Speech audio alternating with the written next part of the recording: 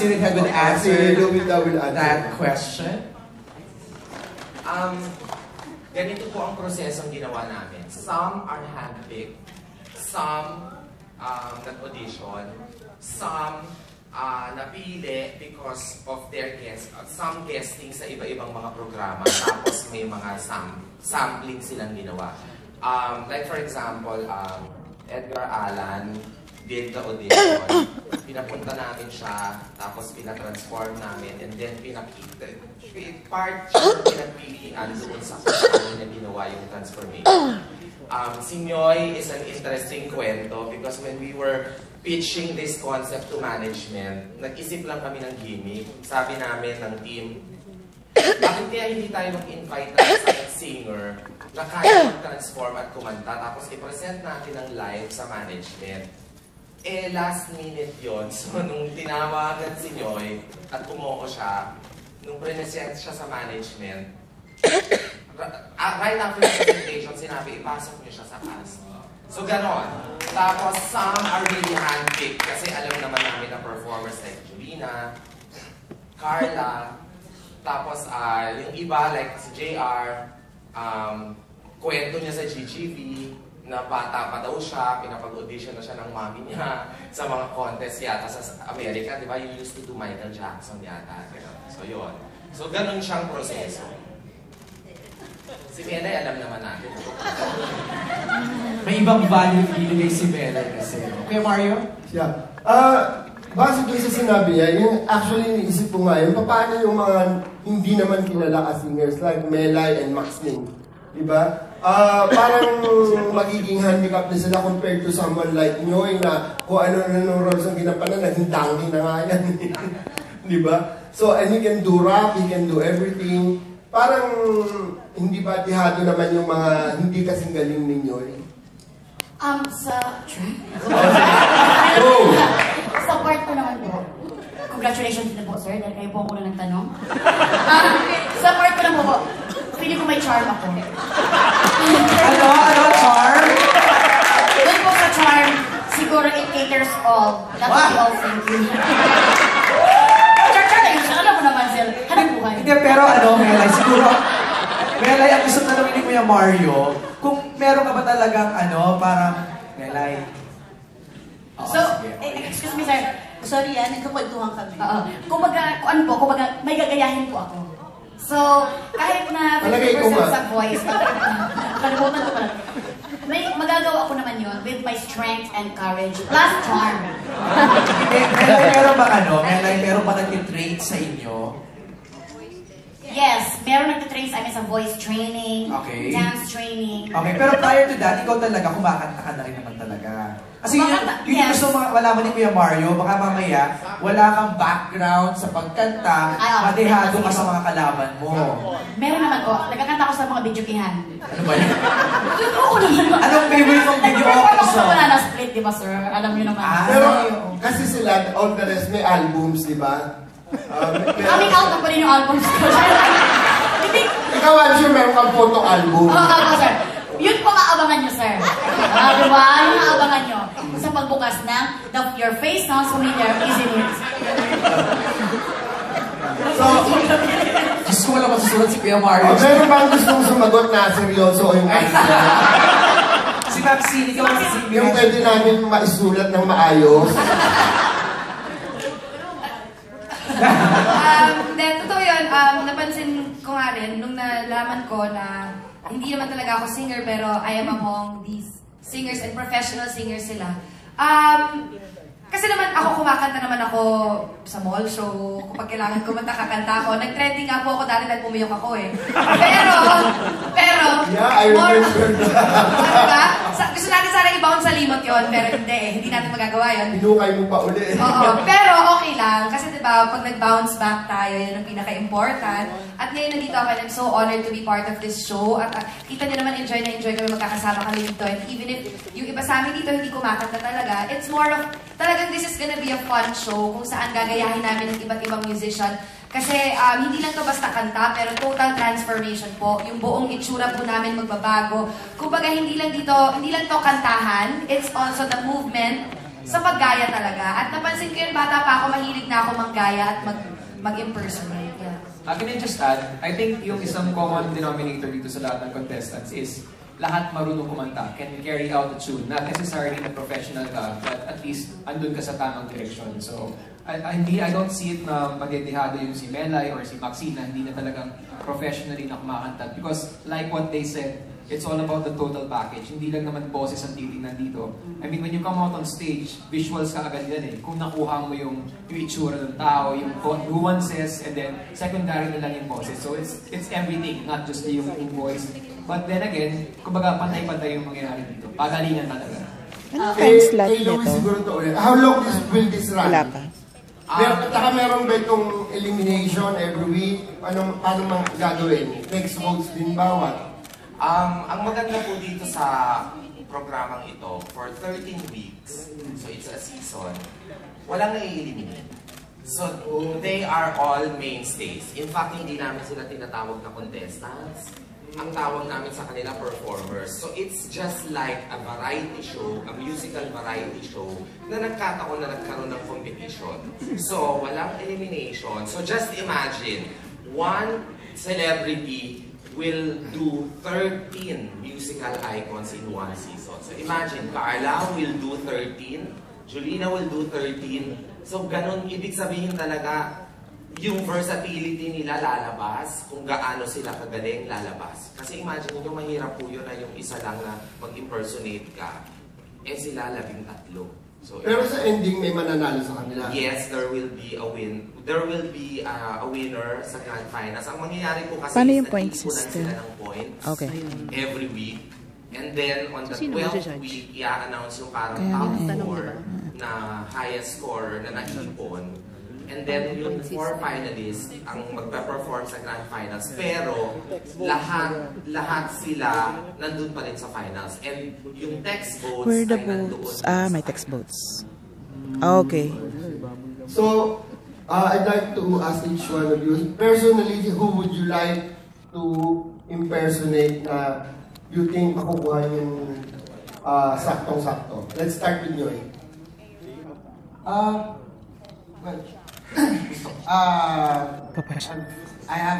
I've had this long, bata pa lang ako, dream ko na talaga to be, a Gary Valenciano. So, sana dumating yung panahon na maging si Gary yung kailangan ko in person. Okay, sana hindi si Nina ang nagpa-impersonate. Hindi malayo mangyari kasi meron talaga kami na-impersonate na, kunyari kami mga babae, mag-impersonate kami ng lalaking icon. And then yung mga lalaki, mag-impersonate. So, hindi malayo. Pwede mangyari. Thank you for giving them the idea. Ako, bata pa kasi ako talagang idol ko na si Madonna. So, wag lang yung natumba siya. Ayaw mo yatang masakal ng Kaya mo naman yan? Pero yun, sana magawa ko siya. Si Tuti. Ako siguro anybody sa rock na genre, tulad ni Axl Rose, ni Steve Perry, and Steven Tyler, mga ganun. So, close rock. Ako gusto ko talaga si Francis Magalona. Gusto kong subukan. Kasi sabi nila talaga kamukhang-kamukha ko si Papa. So, kung mag-transform man, sana. Ako, gusto ko yung in ako ngayon eh. Vice ganda.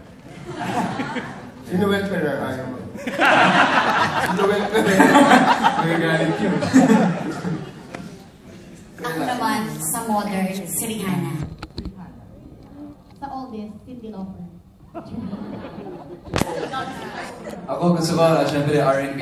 R&B naman ako. So, sila Chris Brown, sila Usher, Justin Timberlake, mga ganun. Siyempre ako bilang sa soul ako mahilig yung music ko. Gusto ko si Aretha Franklin. At saka yung bago, si Adele, dahil malakas pa sa Adele ang katawan ko ngayon. So, bakit tayo lumayo? Kumapit tayo sa katotohanan. Para masaya. Pagkagaya sa Adele. Gusto ko, hindi nagalit siya si Kana. Gusto ko gayahin si Miley Cyrus ng Reggae Ball. Muntik magmura yung anak ko eh. Hindi nagmumura yun. Kasi hindi anak, joke lang. Kasi daughter ko sabi niya, Mama, you're gonna wreck the ball. Kasi matibay yung props doon. Ano ka ba? Sorry. So, congratulations sa inyong lahat. Good luck. Thank you, Mario. Make the best impersonator win. Thank you, Aaron. Ito muna kay Kuya Bong De Leon.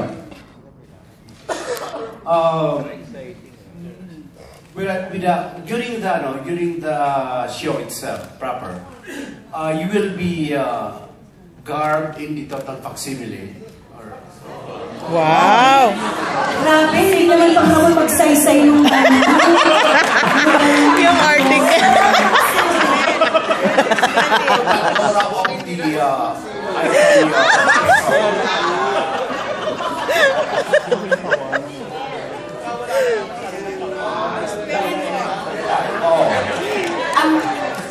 Head to toe, yes sir, head to toe total performance. Wow. Transformation.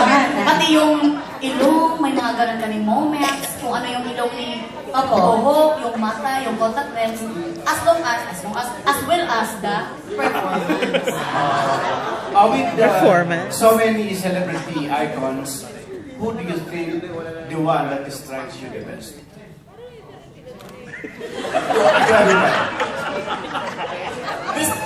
Sa amin lahat? Yeah, of course. Lahat naman kami. Sir, pasensya mo na English kasi.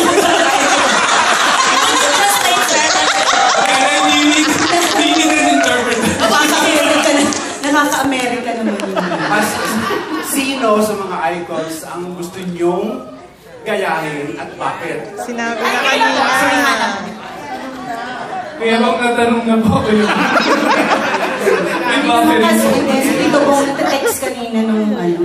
Si Rihanna, tapos si Rihanna. Aretha Franklin po ako, at saka Adele. Asher, R&B, Vice Ganda, Francis Magalona, Axl Rose, Madonna, and Gary V. Okay.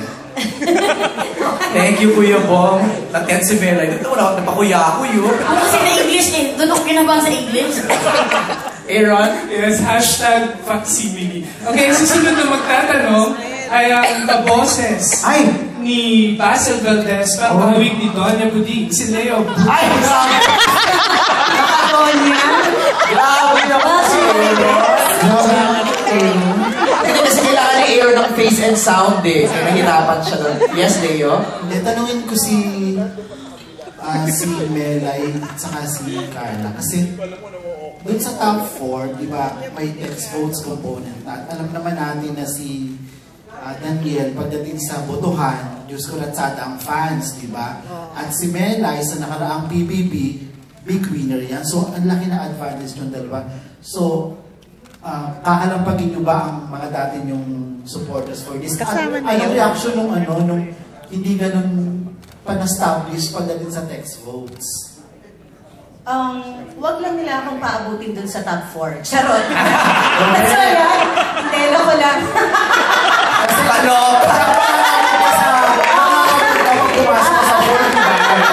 Nag-threat eh. Hindi, loko lang. Oy, I love you guys, diba? Grabe. Pero may pinasama tayo eh. Kanina, nag-usap-usap na kami at talagang tinapat ko sila.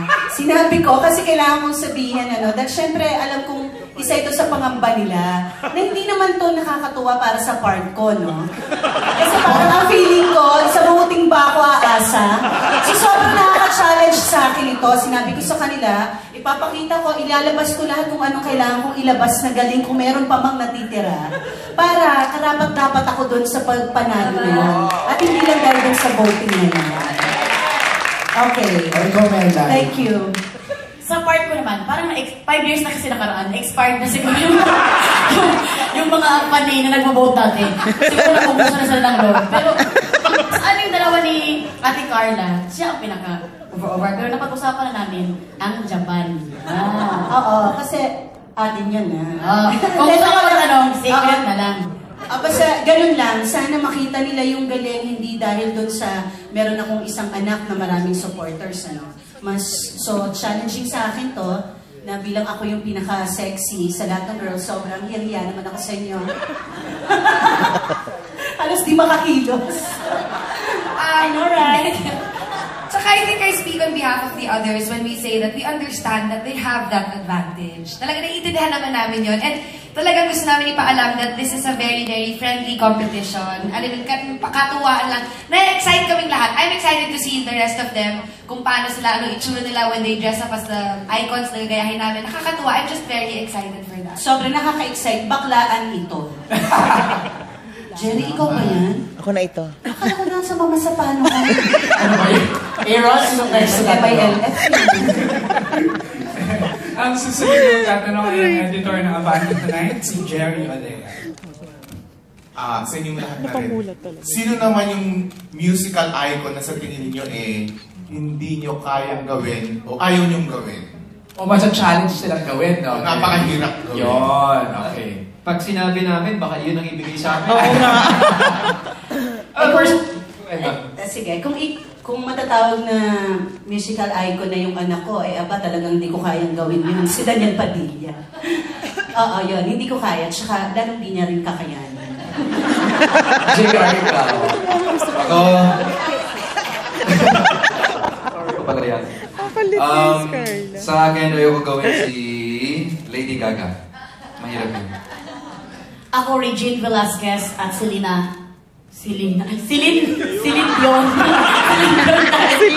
Selena Delimpol ang sabi ko. Yun din sabihin ko sa'yo. Baka yun yung balak mo eh. Baka yun yung balak ko sa'yo. Celine Dion. Ako siguro Aerosmith. Kasi hindi ako ma-rock na tao eh. Tsaka yung boses ko medyo... Ray lang. So yun, Aerosmith ako. Rock. Ano ba? Lady Gaga. Mahirap si Lady Gaga. Mahirap yung talagang mga eccentric na performer. Like mga... Sino pa ba?